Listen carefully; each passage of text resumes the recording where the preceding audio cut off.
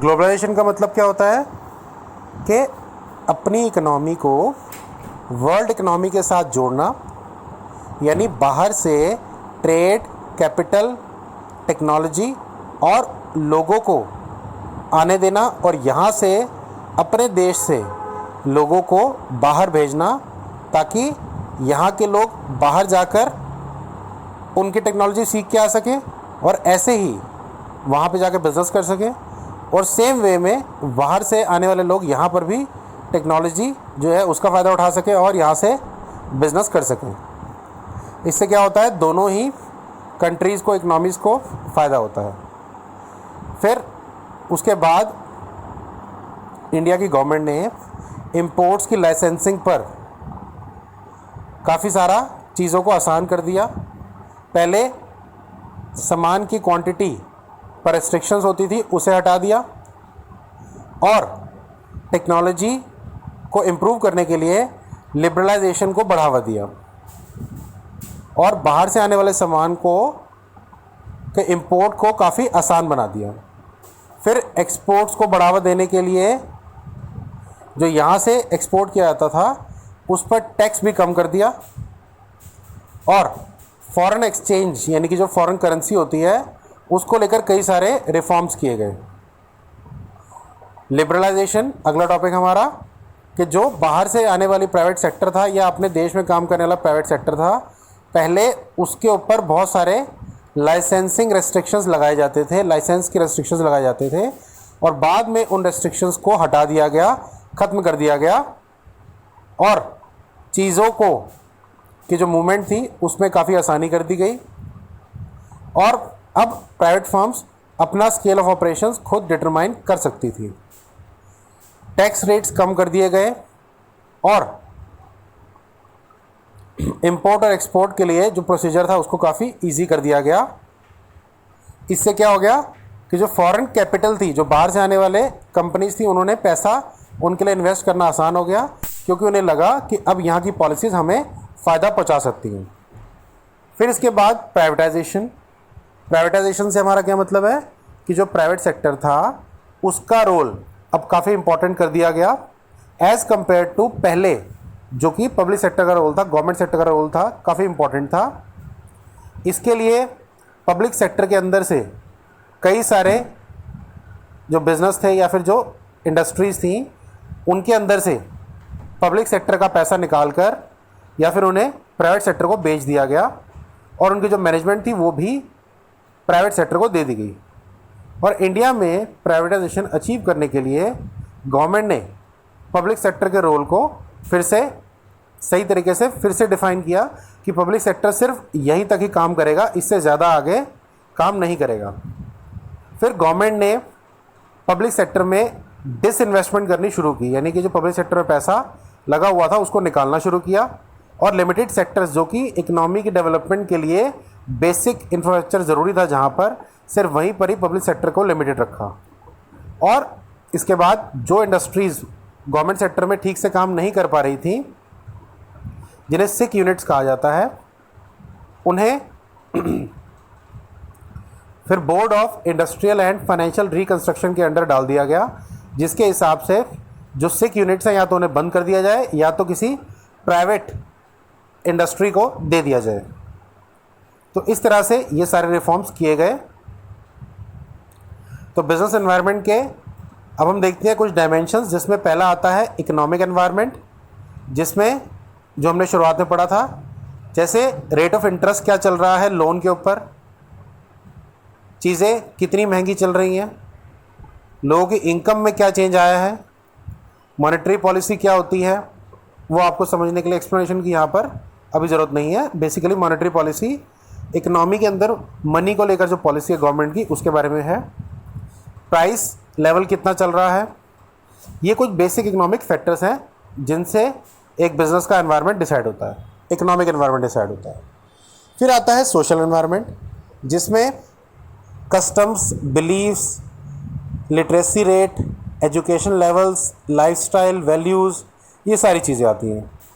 अगर इनमें कोई चेंज आता है तो उससे बिज़नेस के जो प्रोडक्ट्स हैं या जो सर्विसेज हैं उनकी डिमांड पर भी असर आता है। जैसे यहाँ एग्जांपल बताया गया है कि जब लोग अपनी हेल्थ को लेकर कॉन्शियस हो जाते हैं तो वो मिनरल वाटर पिएंगे या डाइट कोक पिएंगे, तो इससे लोगों को जो हेल्दी प्रोडक्ट्स हैं उनकी डिमांड बढ़ेगी। जबकि जो ख़राब चीज़ें हैं जैसे कि टोबैको, फैटी प्रोडक्ट्स, इनकी डिमांड कम हो जाएगी। फिर आता है टेक्नोलॉजिकल एनवायरनमेंट। टेक्नोलॉजिकल एनवायरनमेंट में जो टेक्नोलॉजी इस समय इकोनॉमी के अंदर जो इंडस्ट्रीज़ काम कर रही हैं उनके पास क्या टेक्नोलॉजी है और उन्हें कितना कंपटीशन इस टेक्नोलॉजी के लिए फेस करना पड़ता है, यानी उनके साथ जो फर्म्स दूसरी काम कर रही हैं या जो बाहर से आने वाली फर्म्स हैं उनके साथ कितना इन इंडस्ट्रीज़ को कंपटीशन फेस करना पड़ता है। इसके बाद आता है पॉलिटिकल एनवायरनमेंट, यानी कि एक इकनॉमी के अंदर, एक देश के अंदर जो गवर्नमेंट बनी हुई है वो कितनी स्टेबल है, उसकी पॉलिसीज़ क्या है और ऑपोजिशन का वहाँ पर क्या रोल होता है और वो किस तरह का पॉलिटिकल सिस्टम वहाँ चलाया जा रहा है, डेमोक्रेसी है या डिक्टेटरशिप है या सिंगल पार्टी गवर्नमेंट है या कोएलिशन गवर्नमेंट है। ये सारी की सारी चीज़ें ध्यान में रखते हुए आपको अपनी जो पॉलिसीज़ हैं बिजनेस एनवायरनमेंट की वो आपको तैयार करनी होती हैं। फिर आता है लीगल एनवायरनमेंट। लीगल एनवायरनमेंट से हमारा क्या मतलब है, जो गवर्नमेंट ने जो कानून बनाया है जिस देश का, जैसे एग्जांपल है अल्कोहल प्रोडक्ट्स को अगर किसी कंट्री में बैन किया जाता है या उसके एडवर्टीजमेंट को, तो वहाँ पर अल्कोहल बेचने वाले कंपनीज जो हैं वो अपना काम नहीं चला पाएंगी। फिर आगे देखते हैं major steps in economic reforms. Economic reforms जब हुए तो उसके अंदर मेन स्टेप्स क्या थे। सबसे पहला था न्यू इंडस्ट्रियल पॉलिसी, जिसमें आपकी इंडस्ट्रीज़ को लेकर लाइसेंसिंग सिस्टम जो था और जो दूसरे कंट्रोल्स गवर्नमेंट ने रखे हुए थे उन्हें कम कर दिया गया ताकि बाहर से आने वाली कंपनीज़ को एनकरेज किया जाए इन्वेस्टमेंट करने के लिए। फिर न्यू ट्रेड पॉलिसी की बात होती है कि पहले जो ट्रेड पॉलिसी थी वो उसके ऊपर फॉरेन ट्रेड के ऊपर काफ़ी सारी रेस्ट्रिक्शंस थी, उन्हें हटा दिया गया। फिस्कल रिफॉर्म्स, जो गवर्नमेंट का जो बजट आता है उसके अंदर बहुत बार घाटा जो था उसको कम करने की कोशिश की गई। Gross domestic product. Gross domestic product क्या होता है, जितने भी final goods and services produce किए गए हैं उन सब की वैल्यू को ग्रॉस डोमेस्टिक प्रोडक्ट कहा जाता है। उसे बढ़ाने के लिए एफर्ट्स किए गए। फिर आते हैं मॉनेटरी रिफॉर्म्स, यानी कि जो बैंकिंग सिस्टम है आपका उसके अंदर मनी की सप्लाई को कैसे बढ़ाया जाए। फिर कैपिटल मार्केट रिफॉर्म्स, यानी कि जो आपका बैंक है या दूसरे जो फाइनेंशियल इंस्टीट्यूशंस हैं उनमें क्या क्या चेंजेस लाए जाएँ। तो ये कैपिटल मार्केट से हमारा मतलब कि जो पैसा उधार देते हैं। मॉनेटरी रिफॉर्म में हमारा आएगा कि जो लोग पैसा सेव करते हैं, पैसा खर्च करते हैं उसमें, जबकि कैपिटल मार्केट में आता है जो लोग पैसा उधार देते हैं, जो बैंक्स होते हैं या जिन्हें पैसा बैंक्स को कहीं और से पैसा उधार मिलता है या फिर लोग डिपॉजिट करते हैं, जिन बैंक्स के पास पैसा, वो कैपिटल मार्केट में आते हैं। जिनके पास इको एज ए सब्जेक्ट है वो इसे अच्छे से समझ सकते हैं इकोनॉमिक्स के अंदर। फिर इसके लिए सेबी को बनाया गया। सेबी एक ऑर्गेनाइजेशन है, securities and exchange board of India, जो कि कैपिटल मार्केट में ध्यान रखती है कि लोगों का पैसा सही तरीके से इन्वेस्टेड हो और वो वेस्ट ना हो। फिर इंटरेस्ट और डिबेंचर्स के ऊपर जो रिस्ट्रिक्शंस, रुकावटें रखी गई थी। इंटरेस्ट मतलब जो पैसा, लोन पर पैसा इंटरेस्ट देना पड़ता है, और डिबेंचर्स मतलब एक तरह का लोन होता है, उन रेस्ट्रिक्शंस को हटाया गया। प्राइवेट सेक्टर को म्यूचुअल फंड एस्टेब्लिश करने के लिए परमिशन दी गई। फिर आता है डिसमेंटलिंग प्राइस कंट्रोल। गवर्नमेंट ने प्राइस कंट्रोल को हटाने के लिए खास करके जो बेसिक किसानों की ज़रूरतें थी, फर्टिलाइज़र्स, आयरन एंड स्टील, जो इकोनॉमी की बहुत इंपॉर्टेंट नीड में आता है क्योंकि इसी से ही सारा सामान बनता है ज़्यादातर, पेट्रो प्रोडक्ट्स, इनके ऊपर रेस्ट्रिक्शंस को कम किया और इनके इंपोर्ट को बढ़ाने के लिए कोशिशें की, अपनी पॉलिसीज़ को वैसा ही बनाया।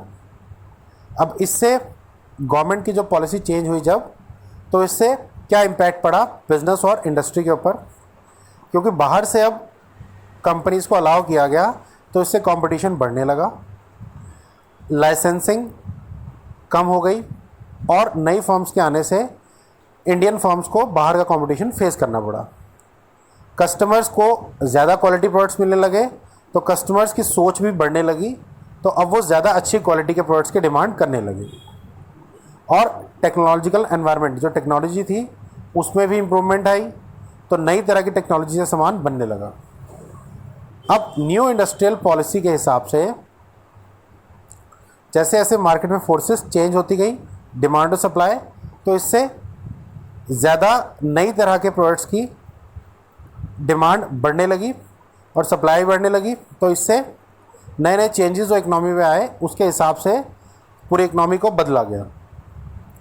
ह्यूमन रिसोर्सेज की डेवलपमेंट बहुत हुई, क्योंकि जब मार्केट में आपने बाहर से आने वाली फर्म्स ने एंटर किया तो उन्होंने अपना प्रोफेशनल लेवल भी यहाँ पर इंट्रोड्यूस किया, और उनके पास जो लोग जॉब के लिए आए या ट्रेनिंग के लिए आए उन लोगों को उन्होंने और ज़्यादा प्रोफेशनली तरीके से ट्रेन किया और उनकी कैपेबिलिटीज़ को इम्प्रूव कराया, उनकी सोच को इम्प्रूव किया।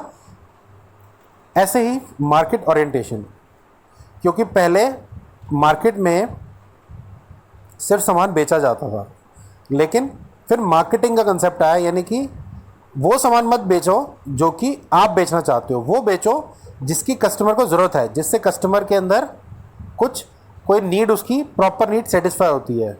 आपको कस्टमर की नीड के हिसाब से एडवर्टीज़मेंट करनी है, उसके दिमाग में एक सोच तैयार करनी है कि वो आपके प्रोडक्ट को ज़्यादा खरीद सके। यानी कि बिना सोचे समझे आपने सामान बेचने मार्केट में नहीं जाना, उसके लिए प्रॉपर मार्केटिंग रिसर्च करनी है, एजुकेशनल एडवर्टीज़मेंट करनी है, यानी आपके प्रोडक्ट के बारे में एडवर्टाइज़ करना है, और एक बार सामान बेच दिया तो आफ्टर सेल सर्विसेज को भी इसमें बना कर रखना है। फिर है reduction in budgetary support to public sector. फिर जो पहले पब्लिक सेक्टर को सपोर्ट मिलता था गवर्नमेंट की तरफ से, उसे भी कम किया गया और प्राइवेट सेक्टर को आगे लाया गया, ताकि प्राइवेट सेक्टर इस तरह के जो इंडस्ट्रीज़ हैं जहाँ पर पब्लिक सेक्टर काम नहीं कर पा रहा था उसको सही तरीके से रन कर सके। तो ये आपके CBSE NCERT के नोट्स हैं, जो आपके रिवीजन नोट्स हैं, ये उसकी एक्सप्लेनेशन हो गई।